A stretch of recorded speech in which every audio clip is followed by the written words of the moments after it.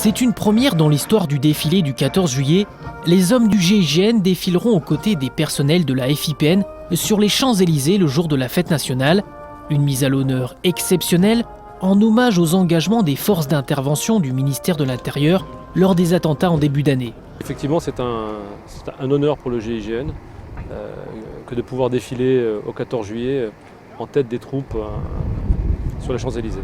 D'autant que cette année, le GIGN a reçu sa fourragère pour la valeur militaire, a été décoré, le drapeau a également été décoré de la médaille de la sécurité intérieure. Donc c'est vrai que j'allais dire c'est une reconnaissance pour l'unité et les personnels y sont très sensibles.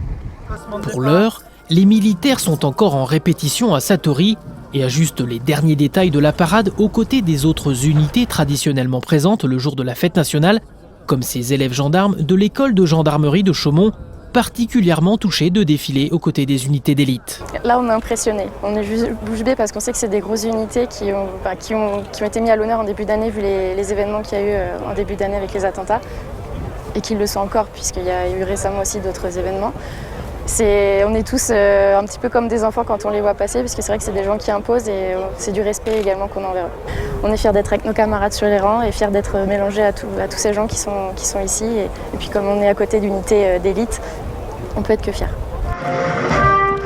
Cette année, le ministère de l'Intérieur sera particulièrement mis à l'honneur avec ses forces d'intervention, mais ce sont les forces armées mexicaines qui prendront la tête du défilé. Des Mexicains invités d'honneur à l'occasion de la visite d'État du président du Mexique à Paris.